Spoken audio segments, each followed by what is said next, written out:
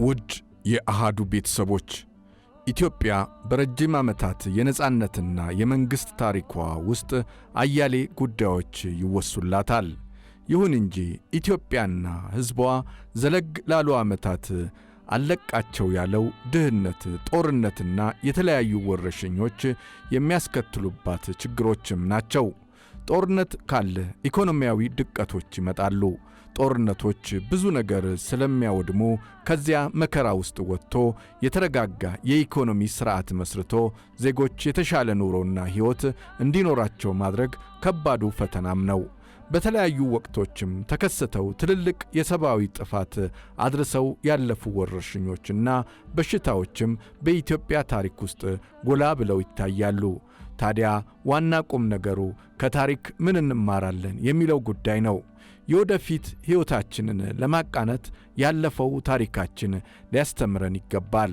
በዛሬው ኢትዮጵያዊ ስንክሳራችንም ኢትዮጵያን በየጊዜው ከሚያዳክሟት ወረርሽኞችና በሽታዎች እንዴት መታደግ ይቻላል የሚሉት ርዕሰ ጉዳዮች ላይ ጥቂት ነጥቦችን እናነሳሳለን። ጥበቡ በለጠ ነኝ። ኢትዮጵያ በጥንታዊ ታሪኳ ውስጥ የሕክምና ጥበቧ አስገራሚ ነበረ። ይህም ጥንታውያን ኢትዮጵያውያን የውስጥ ደዌን ለመፈወስ ኦፕራሲዮን ወይም ቀዶ ጥገና አድርገው የሚያክሙ ባለሙያዎች እንደነበሩም ተመራማሪዎች ይገልጻሉ፣ ጽፈዋልም። ታላቁ ጋዜጠኛና ደራሲው ጳውሎስ ኞኞ ከጻፋቸው እጅግ በርካታ የኢትዮጵያ ታሪኮች መካከል አንዱ የሕክምና ታሪኳ ነው። እንደ ጳውሎስ ኞኞ አጻጻፍ በጥንት ጊዜ ኢትዮጵያውያን የውስጥ ደዌ ያለበትን ሰው ኦፕራሲዮን በማድረግ ያንን የተቆራኘውን ደዌ ቆርጦ በማውጣት መልሰውም የሰውየውን ገላ በመስፋት ያክሙ እንደነበር ይገለጻል። ኦፕራሲዮን ያደረጉበት ቦታ ቶሎ እንዲድንም ነጭ ሽንኩርትና ሌሎች ተክሎችን በመጠቀም የተሰፋው ቦታ ቶሎ እንዲድን ያደርጉት እንደነበር ልዩ ልዩ የታሪክ ሰነዶችን አገላብጦ ታላቁ ሰው ጳውሎስ ኞኞ ጽፎ ነበረ።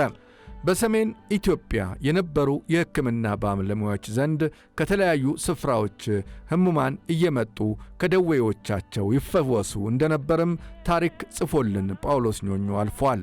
ከዚህ ሌላም ጥንታውያን ኢትዮጵያውያን የሕክምና መጽሐፍ ሁሉ ነበሯቸው። ለምሳሌ ዛሬ በውጭ አገር የሚገኘው ትልቁ የኢትዮጵያ የብራና ጽሑፍ የተዘጋጀው ሕክምና ላይ መሠረት ተደርጎ ነበረ። ይህ ብራና ከ16ኛው መቶ ክፍለ ዘመን በፊት መዘጋጀቱ ይታወቃል። ብራናው በውስጡ ብዙ ገጾች አሉት። በእያንዳንዱ ገጽ ላይ የበሽታው አይነት ይጻፋል። ያ በሽታ ምን አይነት እንደሆነም ምንስ አይነት ሕመም ስሜት እንዳለውም በዚያው ገጽ ላይ ተጽፏል።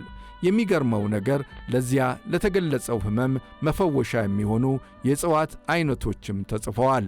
ከዚያም ለናሙና ተብሎ እነዚህ መድኃኒቶች በጨርቅ እየተቋጠሩ በዚያው ብራና ገጽ ላይ በእያንዳንዱ ገጽ ማለት ነው ተጽፈው ተቀምጠውም ይገኛሉ። ይህ 2 ሜትር ያህል ቁመት ያለው ብራና የመጀመሪያው የሕክምና መጽሐፍ ወይም ሜዲካል ቡክ ተብሎ ሊጠራ እንደሚችልም ምሁራን ይናገራሉ።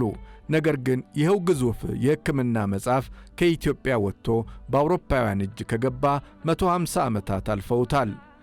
ወስደውትም በሚስጥር እንደተጠቀሙበት ብሎም የተለያዩ ዘመናዊ መድኃኒቶችንም እንደፈጠሩበት ይነገራል።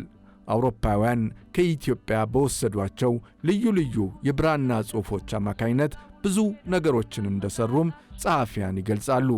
ታላቁ የታሪክ ጸሐፊ አቶ ተክለ ጻዲቅ መኩሪያ በአንድ ወቅት በኢትዮጵያ ጥናትና ምርምር ዓመታዊ ጉባኤ ላይ ጥናት አቅርበው ነበረ። ጥናታቸው ትኩረት ያደረገው በተለያዩ የአውሮፓ ሙዚየሞች፣ ዩኒቨርሲቲዎች፣ የቅርስ ማዕከላት ውስጥ ተዘዋውረው ያገኟቸው የኢትዮጵያ የብራና ጽሑፎች ላይ ያቀረቡት ጥናት ነው። በዚህም ምልከታቸው በእንግሊዝ፣ በፈረንሳይ፣ በኢጣሊያ፣ በጀርመንና ብሎም በእስራኤል የኢትዮጵያን ብራናዎች አጥንተዋል። ብዙ አስገራሚ ታሪኮችንም ተክለ ጻዲቅ መኩሪያ ጽፈውልናል። የኢትዮጵያ ብራናዎች በውስጣቸው በርካታ ዕውቀት አላቸው። ለዚህም ነው ከአገር በልዩ ልዩ ሁኔታዎች እየወጡ ለሌሎች መጠቀሚያ መሆን የጀመሩትም። በተለይ ደግሞ ኢትዮጵያ ሀገር በቀል ዕውቀቶቿ ላይም ባለመስራቷ የራሷ ሀብቶች፣ ዕውቀቶች ተወስደው እንደገና ከውጭ ወደ ሀገር ውስጥ የሌሎች የአእምሮ የፈጠራ ውጤቶች ሆነው ወደ ኢትዮጵያ ይገባሉ። ታዲያ ኢትዮጵያ ሀገር በቀል ዕውቀቶቿን ባለመጠቀሟ ከ19ኛው መቶ ክፍለ ዘመን አጋማሽ ጀምሮ በተለያዩ ተውሳኮች፣ ወረርሽኞችም ስትጠቃ ቆይታለች። ለምሳሌ የአድዋ ጦርነት ከመጀመሩ በፊት በኢትዮጵያ ላይ ከብቶችን የሚገድል ብሎም ሰብልን የሚያጠፋ መርዝ ተረጭቶ እንደነበር አንዳንድ የታሪክ ጽሑፎች ይጠቁማሉ። አጼ ምኒልክም በአዋጃቸው ላይ የከብቶችን ማለቅና የረሃብ የቸነፈሩን ጉዳይም ጠቅሰው ነበረ። ክፉ ቀን የሚባል ወቅትም በኢትዮጵያ ታሪክ ውስጥ ይጠቀሳል። ከዚያም በኋላ እንደ ህዳር በሽታ አይነት ተውሳኮች ገብተው በርካታ ኢትዮጵያውያንን ሕይወት ቀስፈዋል። ብዙ ጥፋትም አድርሰው አልፈዋል። ታላቁ የኢትዮጵያ ታሪክ ተመራማሪ እና ደራሲው ፕሮፌሰር ሪቻርድ ፓንክረስትም ስለዚህ ወረርሽኝ ሁኔታ ሰፋ ያለ ጽሑፍ ሰጥተውን አልፈዋል። ከዚህም ሌላ በሩካቤ ሥጋ አማካይነት የሚተላለፉ በሽታዎችም ኢትዮጵያውያንን አስቸግረው እንደነበር ታሪክ ያወሳል። የቅርቡ ጊዜ የወባ ወረርሽኝ ራሱ በየአካባቢው ያስከትል የነበረው የሞትና የሕመም አደጋ ከፍተኛ ነበረ። የወባ በሽታ የኢትዮጵያ ትልቁ ችግር ሆኖ በታሪክ ውስጥ የሚጠቀስበት ምዕራፍ ሰፊ ነበረ። ይሁን እንጂ አንዳንድ አካባቢዎች ለምሳሌ በደቡብ ኦሞ ውስጥ የሚገኙ የሐመር ብሔረሰቦች ወባን የሚከላከሉበት የራሳቸው የሆነ ሀገር በቀል መድኃኒትም እንዳላቸው ይነገራል።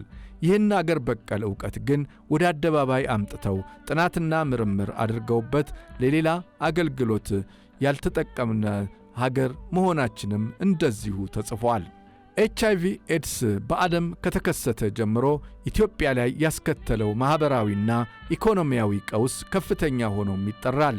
ዛሬም ቢሆን HIV ኤድስ ተመልካችና ተቆጣጣሪ የተነፈገው ችግር ሆኖ ማኅበረሰባችን ውስጥ ስር እየሰደደ እየመጣ እንደሆነም ይነገራል። ልዩ ልዩ ሕመሞችና ተውሳኮች ኢትዮጵያ ውስጥ እያስከተሉ ያሉት ጉዳት ከፍተኛ እንደሆነም ይነገራል። በርካታ ሰዎችም እንደዚሁ መኪና ላይ ሆነው ልመና እያደረጉ ለሕክምና የሚያስፈልጋቸውንም ወጪ እየተናገሩ ችግር ውስጥ እየወደቁ መሆኑንም ያወሳሉ። ኢትዮጵያ ብዙ ችግሮች በውስጧ አሉ። እነዚህን ችግሮች ታዲያ ዘዴ በተሞላበት ሁኔታ እንዴት መቅረፍ ይቻላል በሚሉትና በሌሎችም ጉዳዮች እናወጋለን። እስከዚያው ፈጣሪ ኢትዮጵያንና ሕዝቧን በጤና ጠብቆ ያኖርልን።